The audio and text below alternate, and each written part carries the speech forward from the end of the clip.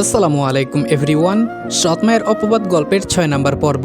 আর ভিডিওটা ইউটিউব থেকে দেখলে অবশ্যই চ্যানেলটা সাবস্ক্রাইব করে দিবা, আর যদি ফেসবুক পেজ থেকে দেখো তাহলে পেজটা অবশ্যই ফলো করে দিবা।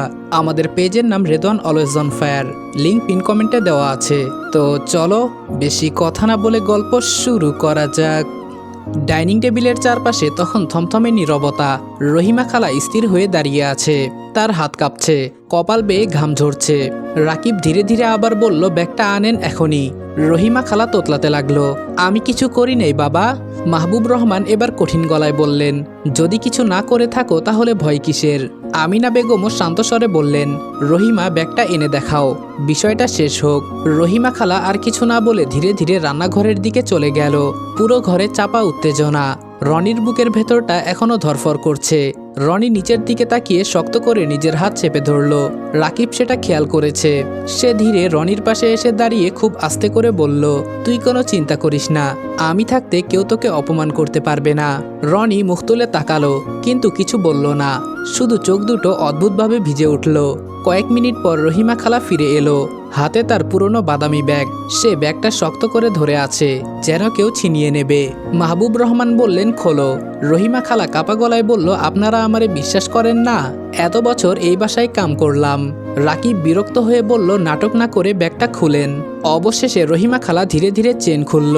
ভেতরে কাপড়, একটা পানির বোতল, আর কিছু বাজারের জিনিস। সবাই কয়েক সেকেন্ড চুপ।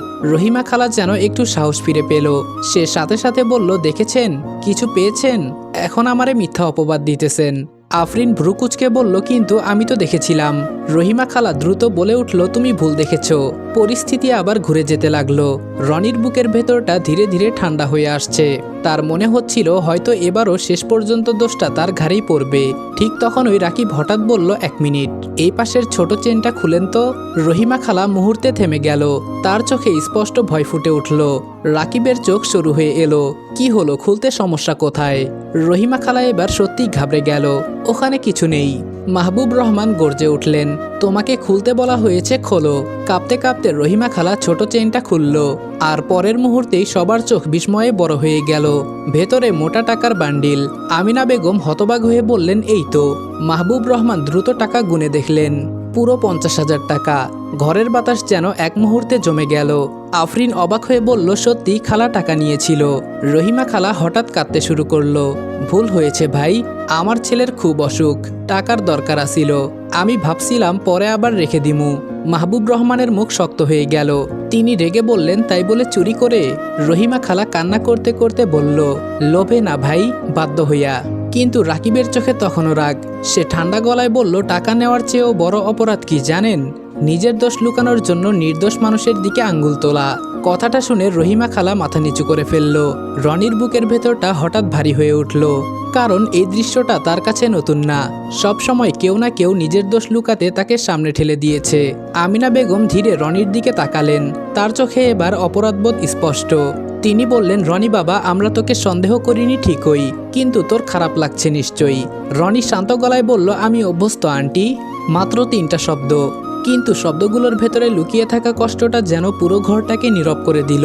রাকিব দাঁতে দাঁত চেপে রহিমা খালার দিকে তাকালো। তার নিজেরই খারাপ লাগছিল। রনিকে আবারও এমন পরিস্থিতির মুখোমুখি হতে হলো। মাহবুব রহমান গভীর শ্বাস নিয়ে বললেন, রহিমা, তুমি আজকে থেকে আর এই বাসায় কাজ করবে না। রহিমা খালা কাঁদতে কাঁদতে বলল, ভাই, আমারে মাফ কইরা দেন। কিন্তু মাহবুব রহমান আর কিছু বললেন না। রহিমা খালা ধীরে ধীরে বেরিয়ে গেল। বিকেলের নরম আলো তখন জানালার ফাঁক দিয়ে ঘরের ভেতরে ঢুকছে। রনির সাথে একটু আড্ডা দেওয়ার জন্য ধীর পায়ে ওর রুমের দিকে এগিয়ে যায় রাকিব। কিন্তু দরজার সামনে পৌঁছতেই ভেতরের দৃশ্য দেখে হঠাৎ থমকে দাঁড়ায় সে। রনি চুপচাপ নিজের পুরনো ব্যাগটা গোছাচ্ছে। চোখে মুখেও নেই কোনো অনুভূতির ছাপ। খুব যত্ন করে সে শুধু সেই পোশাকগুলোই ব্যাগে রেখেছে, যেগুলো এই বাড়িতে প্রথম আসার সময় সঙ্গে করে এনেছিল। আর মাহবুব রহমানের কিনে দেওয়া নতুন পোশাকগুলো বিছানার একপাশে সুন্দর করে ভাঁজ করে রাখা, যেন সেগুলোর ওপর তার আর কোনো অধিকার নেই। দৃশ্যটা দেখে রাকিবের বুকের ভেতরটা হঠাৎ কেমন মোচড় দিয়ে ওঠে। কিছুক্ষণ দরজার সামনেই নিশ্চুপ দাঁড়িয়ে থাকে সে। তারপর রুমের ভেতর আসতে আসতে বলল, কি ব্যাপার, তুই ব্যাগ গোছাচ্ছিস কেন? রনি ঠান্ডাভাবে উত্তর দিল, চলে যাব।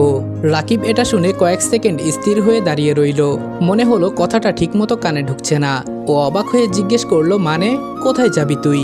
রনি ব্যাগে কাপড় ভাঁজ করতে করতেই শান্ত গলায় বলল, যেখানে থেকে এসেছিলাম সেখানেই।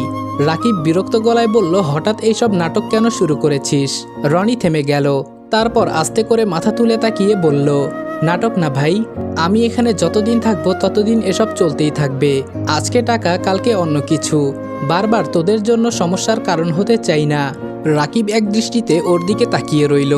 ছেলেটা এত শান্তভাবে কথাগুলো বলছে, অথচ সেই শান্ত গলার আড়ালে জমে আছে বছরের পর বছর চাপা কষ্ট। রাকিব কি করবে বুঝতে পারছে না। ও এক দৌড়ে মাহবুব রহমানের রুমে গিয়ে ওনাদের উদ্দেশ্যে বলে, আব্বু আম্মু তাড়াতাড়ি চলো, দেখে যাও রনি কি করছে। ও নাকি এই বাড়ি ছেড়ে চলে যাবে। রাকিবের কথা শুনে মাহবুব রহমান আর আমেনা বেগম দুজনেই চমকে উঠলেন। কি বলছিস তুই?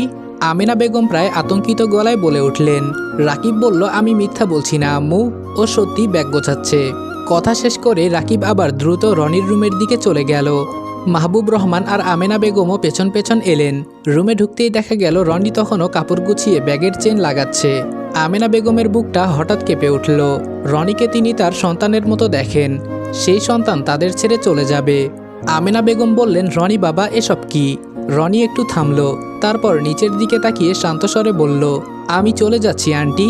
মাহবুব রহমান গম্ভীর গলায় বললেন, কোথাও যেতে হবে না তোকে। রনি হালকা হাসল, সেই হাসিতে আনন্দের চেয়ে কষ্টই বেশি ছিল। রনি বলল, আমি বাহিরের মানুষ, আমি থাকলে আবার সমস্যা হবে আঙ্কেল। আজকে যা হলো, কালকে আবার অন্য কিছু হবে। কথাগুলো শুনে ঘরটা আবার নিস্তব্ধ হয়ে গেল। রাকিব দাঁতে দাঁত চেপে বলল, সবসময় পালিয়ে যাওয়াটাই সমাধান নাকি? রনি এবার প্রথমবারের মতো একটু জোরে বলল, তাহলে কি করব আমি? প্রতিদিন অপেক্ষা করব কখন আবার কেউ আমার দিকে আঙ্গুল তুলবে? আমেনা বেগম ধীর গলায় বললেন, আমরা তো তোমাকে একবারও দোষী বলিনি রনি। রনি শান্ত স্বরে বলল, একটা সত্যি কথা বলবেন আন্টি, একবারের জন্য কি আপনার মনে হয়নি যে টাকাটা আমি নিয়েছি? রনির প্রশ্ন শুনে আমেনা বেগম চুপ হয়ে গেলেন। ধীরে ধীরে মাথা নিচু করে ফেললেন তিনি। কি উত্তর দেবেন কিছুই বুঝে উঠতে পারছেন না তিনি। রহিমার কথাগুলো শুনে তিনিও তো মনে মনে একবার ভেবেছিলেন হয়তো সত্যি টাকাটা রনি নিয়েছে। আমেনা বেগমের মাথা নিচু দেখে রনি বলল, কোনো ব্যাপার না আন্টি, আমি কষ্ট পাইনি। যেখানে নিজের বাবা অন্য কারো কথা বিশ্বাস করে সেখানে আপনাদের মনে হওয়া অসম্ভব কিছু না। মাহবুব রহমান ধীরে ধীরে রনির সামনে এসে দাঁড়ালেন, তারপর খুব শান্ত গলায় বললেন, তুই কি সত্যিই মনে করিস আমরা তোকে বোঝা ভাবি? রনি কোনো উত্তর দিল না। মাহবুব রহমান দীর্ঘশ্বাস ফেললেন, তারপর বললেন, জীবনে অনেক মানুষ দেখেছি বাবা, কিন্তু তোর মতো এত চুপচাপ কষ্ট সহ্য করা ছেলে খুব কম দেখেছি। আজকের ঘটনার পর যদি তুই চলে যাস তাহলে সেটা আমাদের ব্যর্থতা হবে। আমেনা বেগমের চোখ ভিজে উঠল। তিনি ধীরে রনির মাথায় হাত রেখে বললেন, তুমি এই বাসায় অতিথি না রনি, পরিবারের একজন। পরিবারের মানুষকে কি এভাবে চলে যেতে দেওয়া যায়? রনির বুকের ভেতরটা হঠাৎ কেঁপে উঠল। পরিবার শব্দটা যেন তার কানে অচেনা লাগলো। সে নিচের দিকে তাকিয়ে ফিসফিস করে বলল, আমাকে নিয়ে পরে আফসোস করবেন না তো? কথাটা শুনে আমেনা বেগম আর নিজেকে সামলাতে পারলেন না। তিনি সরাসরি রনিকে জড়িয়ে ধরে বললেন, পাগল ছেলে, তোমাকে নিয়ে আফসোস না, বরং তোমাকে আগে না বুঝতে পারার আফসোস হবে আমাদের। রনি পুরোপুরি স্থির হয়ে গেল। সম্ভবত অনেক বছর পর কেউ তাকে এত আপন করে জড়িয়ে ধরেছে। তার চোখের কোণে জমে থাকা পানিটা এবার ধীরে গড়িয়ে পড়ল। রাকিব পাশে দাঁড়িয়ে সব দেখছিল। বুকের ভেতর চাপা একটা স্বস্তি কাজ করলেও কোথায় যেন অদ্ভুত একটা কষ্টও হচ্ছিল। সে হঠাৎ জোরে বলে উঠল, ব্যাগটা নামা এখন। আর যদি আবার পালানোর কথা বলিস তাহলে কিন্তু সত্যি সত্যি মার খাবি আমার হাতে। রনির মুখে অল্প হাসি ফুটে উঠল। অনেকদিন পর সেই হাসিটা সত্যিকারের লাগছিল। দেখতে দেখতে 6 মাস কেটে গেছে। সময় যেন ধীরে ধীরে এই বাড়িটার অনেক কিছু বদলে দিয়েছে। যে বাড়িটায় একসময় রনি নিজেকে অতিথি মনে করত, এখন সেই বাড়ির প্রতিটা কোণায় তার উপস্থিতি মিশে গেছে। ডাইনিং টেবিলে রনিকে ছাড়া এখন কেউ খেতে বসে না। সন্ধ্যার চায়ে রনির জন্য আলাদা কাপ রাখা হয়। আর আমেনা বেগম তো প্রায়ই অভিযোগ করেন, এই ছেলে দিনে দিনে এত শুকাইতেছে কেন, ঠিক মতো খাওয়া দাওয়া করে না। সকালবেলা ডাইনিং টেবিল জুড়ে নাস্তার আয়োজন। মাহবুব রহমান খবরের কাগজ দেখছেন, আফরিন ফোনে স্ক্রল করছে, আর রাকিব সোফায় আতশোয়া হয়ে বসে আছে। ঠিক তখনই রান্নাঘর থেকে আমেনা বেগমের গলা ভেসে এলো, রনি, নাস্তা ঠান্ডা হয়ে যাচ্ছে বাবা, কলেজে যেতে হবে না? রনি নিজের রুম থেকে বের হলো, পরনে সাদা শার্ট আর কালো প্যান্ট। 6 মাসে ছেলেটার চেহারায় অনেক পরিবর্তন এসেছে। আগের সেই ভীতু চুপচাপ ভাবটা কিছুটা কমেছে। চোখে মুখেও এখন অল্প আত্মবিশ্বাস ফুটে ওঠে। রাকিব হালকা হেসে বলল, বাহ, কলেজের জুনিয়র মেয়েদের হার্ট অ্যাটাক দেওয়ার পুরো প্রস্তুতি নিয়ে নামছিস দেখি। রনি বিরক্ত মুখে চেয়ার টেনে বসে বলল, তুই কি সারাক্ষণ এসবই ভাবিস? রাকিব বলল, হ্যাঁ ভাবি। সবাই তোর উপর ক্রাশ খায়, আমি কি দোষ করেছি বল? মাহবুব রহমান হেসে ফেললেন। রনি মাথা নিচু করে নাস্তা খেতে লাগলো, কিন্তু ঠোঁটের কোণে চাপা হাসিটা লুকাতে পারল না। এই 6 মাসে সে বুঝে গেছে এই মানুষগুলো সত্যিই তাকে আপন করে নিয়েছে। নাস্তা শেষ করে সবাই যখন যার যার কাজে ব্যস্ত হয়ে পড়েছে, তখন রনি ও রাকিব নিজেদের ব্যাগটা কাঁধে তুলে দরজার দিকে এগিয়ে গেল। আমেনা বেগম রান্নাঘর থেকে বের হয়ে এসে রাকিব আর রনির হাতে টিফিন বক্স ধরিয়ে দিলেন আর বললেন, বাহিরের উল্টাপাল্টা খাবার খাবে না, এটা দুপুরে খেয়ে নিও। রাকিব অবাক হয়ে বলল, আম্মু, আমরা ক্যান্টিনে খেয়ে নিতে পারবো। আমেনা বেগম কড়া গলায় বললেন, একদম না। গত সপ্তাহে কি খেয়ে পেট খারাপ করেছিলে ভুলে গেছো? আফরিন মুখ চেপে হাসতে লাগলো। রাকিব অসহায়ের মতো রনির দিকে তাকালো, কিন্তু রনি হালকা হেসে বলল, নিয়ে চল চুপচাপ, আন্টি রেগে গেলে সমস্যা আছে। শেষমেশ হাল ছেড়ে দিয়ে রাকিব টিফিনটা নিল। তারপর সবার দিকে তাকিয়ে ছোট করে বলল, আমরা আসি। মাহবুব রহমান খবরের কাগজের ফাঁক দিয়েই বললেন, সাবধানে যাস বাবারা। রনি ও রাকিব বেরিয়ে যাওয়ার পরও আমেনা বেগম কিছুক্ষণ দরজার দিকে তাকিয়ে রইলেন। আফরিন সেটা খেয়াল করে মুচকি হেসে বলল, কি ব্যাপার আম্মু? ছেলেরা কলেজে গেছে, বিদেশে তো যাচ্ছে না। আমেনা বেগম হালকা ধমক দিয়ে বললেন, চুপ কর, রনিকে নিয়ে সারাক্ষণ টেনশন হয়, ছেলেটা যেন আর কোনো কষ্ট না পায়। আসসালামু আলাইকুম এভরিওয়ান। সৎমায়ের অপবাদ গল্পের 6 নম্বর পর্ব এখানে শেষ করলাম। ভিডিওটা ভালো লাগলে লাইক এবং কমেন্ট করে দিও, আর চ্যানেলে নতুন হলে সাবস্ক্রাইব করতে ভুলবে না। আমি অসুস্থ থাকায় এখন রেগুলার ভিডিও দিতে পারতেছি না, আর ভিডিও দিলেও সেটা বেশি একটা লং করতে পারতেছি না, এজন্য আমি আন্তরিকভাবে দুঃখিত। ইনশাআল্লাহ আর কিছুদিন পর সুস্থ হয়ে গেলে আমি আবারও আগের মতোই রেগুলার হওয়ার চেষ্টা করব। তো দেখা হচ্ছে তোমাদের সাথে নেক্সট ভিডিওতে। ততক্ষণ ভালো থাকবা, সুস্থ থাকবা। আল্লাহ হাফেজ।